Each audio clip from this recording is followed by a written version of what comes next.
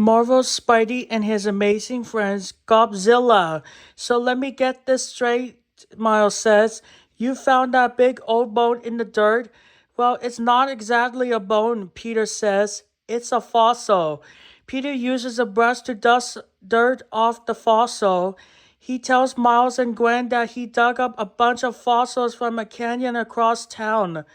Miles thinks the fossil is as heavy as a rock. Peter explains that fossils are rocks, sort of. Bones get buried in dirt for millions of years, and then over time, the minerals in the dirt turn the bones into rocks. Hey Peter, Miles, look at this one, Gwen says, holding what looks like a large fang-shaped rock. I think it's a fossil of a tooth. Peter and Miles dropped where they doing and exclaimed Gwen's find after typing into a laptop computer.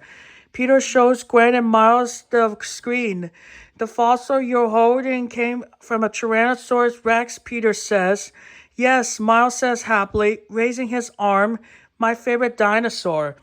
While Peter, Gwen, and Miles are studying the amazing fossils, Aunt May steps out of the house. She's heading to the farmer's market. Can I get you kids anything? She asks.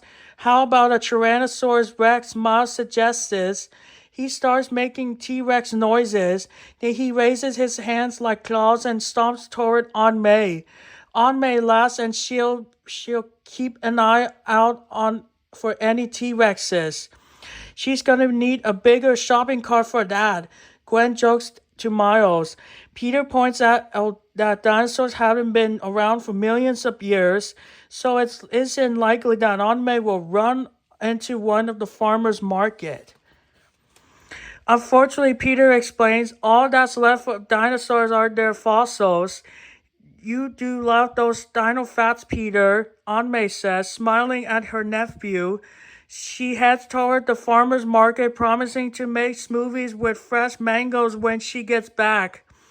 Then Aunt May puts in her earbuds and plays some music on her phone so she can power walk to her favorite tunes on the way. Peter calls out to Aunt May, telling her to have fun, but she doesn't say anything back. I don't think she heard you at all, Miles says. Miles is right. Aunt May has the volume up high and can't hear Peter. While Peter shows Gwen and Miles more cool fossils and tells them more fancy dino facts, Aunt May power walks to the farmer's market. When she arrives, she strolls down the street listening to her music and looking at stands of fresh fruits and vegetables. But her music is so loud, she doesn't hear a commotion on the street. The ground vibrates and the fruit and vegetable stands shake. Something is coming, something big. A man in a green apron unpacking oranges from a truck looks up as the giant shadow of what appears to be a dinosaur falls over him. Then there's a loud growl. Meanwhile, back at Peter's house, Miles asks about a long pointy fossil. Peter says it belonged to a saber-toothed cat. He shows Miles and Gwen a picture of a saber-toothed cat on his laptop. The animal looks like it's stuck in something gooey. Thousands of years ago, he got stuck in tar, Peter says. It was so sticky he couldn't get out. Miles feels bad for the big cat. So do Peter and Gwen. Suddenly, Peter's watch starts beeping. What's up, Spidey alert, Webster says. One quick costume change later, Peter, Gwen, and Miles appear in their web quarters as superheroes. Webster says there's trouble in the park. Team Spidey looks at the big computer screen as a photo appears. Is it a dinosaur? A T-Rex? Spin says. But that's impossible, Spidey replies. Then Webster plays a recording of the big creature. The spiders listen to the loud growl and Spin says, sounds like a real dinosaur to me. We better get down there, Ghost Spider says. Time to swing out, Spidey says as the heroes twist their webs and make their way to the park. In no time at all, The heroes arrive at the park, but there's no dinosaur anywhere to be found. Then Ghost Spider notices something and tells Spidey and Spin to look down. There's a massive dinosaur footprint in the middle of the path. The ground starts shaking, and Ghost Spider sees more footprints. With a trip at their webs, the heroes are off again in search of the dinosaur. Teen Spidey is surprised to find that the footprints lead to the farmer's market. That's where Aunt May went. As Spidey and Ghost Spider and Spin arrive at the farmer's market, they greeted by an incredible sight. There's a gigantic green and purple Tyrannosaurus Rex rampaging down the street. Ghost Spider wants to know what the T-Rex is doing here. After all, T-Rexes are meat-eating dinosaurs, and there are only fruits and vegetables at the farmer's market. It doesn't make any sense, Ghost Spider says, but there's no time to think about now. Spin sees Aunt May, who's too distracted listening to music to notice the T-Rex heading toward her. We'll make sure Aunt May and everyone else stays safe, Spidey says as he races down the street with Ghost Spider and Spin. The T-Rex stomps through the farmer's market, making a mess of the watermelon stand. So how exactly do you stop a dinosaur? Ghost Spider asks, but before anyone can answer, the T-Rex swats a bunch of fruit carts into the air. The spiders leap out of the way to avoid being squashed. Hang on, team, Spidey says. I'm going to see if I can get closer and figure out what's going on. Spidey swings toward the mighty T-Rex, but when he lands on the dinosaur, he's shocked to hear a hollow metallic sound. It's not a real dinosaur, Spidey shouts to his teammates. It's made out of metal. When Spidey arrives top the creature, Ghost Spider and Spin swing down to the street. The T-Rex tries to take a bite out of them both. When they land on the street, they can see that the dinosaur has a hatch. What kind of dinosaur has a hatch? A robot dinosaur. Tripping their webs, the spiders open the hatch. Sitting inside is the giggling Green Goblin.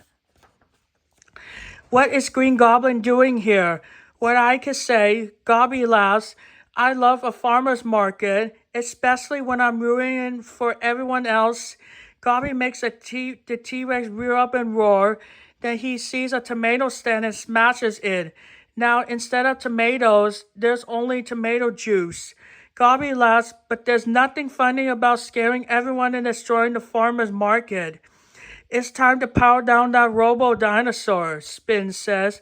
With a goofy giggle, Gobby closes the hatch and the T-Rex stomps off to cause more trouble. In this case, more trouble means messing with Aunt May. The T-Rex stomps toward her as Aunt May checks out an avocado cart. Teen Spidey does their best to stop Gobby and his dangerous dino. They trip webs at the T-Rex's neck and try to pull it back. But Gobby's robot is too strong. The dinosaur breaks free. But the heroes delayed. The dino is just too long for Aunt May to get out of its way. Okay, spiders, Gobby says from his seat. Give me your best shot. Spinning webs at the T-Rex, Spidey, Ghost Spider, and Spin try to pull the dinosaur down, but the robot bites, claws, and uses its tail to shake off the webs and the web slingers. What would they do? The T-Rex's claws, tail, and teeth are too sharp. Our heroes need a new plan. As they chase Gobby down the street, Ghost Spider accidentally steps in a puddle of something. The T-Rex knocked off one of the carts. It's sticky honey, and it gives the spiders an idea. They could use something sticky to trap the T-Rex the same way the tar bits trapped the saber-toothed tigers and dinosaurs millions of years ago. While Spidey keeps Gobby busy, Ghost Spider and Spin twip a mass of webs at the T-Rex's feet. After all, there's nothing stickier than those webs. Their webs. Gobby tries to make his T-Rex move forward, but finds that the dinosaur is stuck in place. We'll trap you in the super sticky webs, Ghost Spider says. Teen Spidey opens the hatch and webs up Gobby. While with Gobby finally captured, Spidey tells the baddie that he'll have to fix everything he broke. Wow, someone says, it's on May. She walks by and sees Team Spidey along with Gobby and the defeated T-Rex. Spidey along with Gobby. I can't wait to tell the kids what I saw at the farmer's market, on May says. Beneath the mask, Spidey, Ghost Spider, and Spin grin. The end.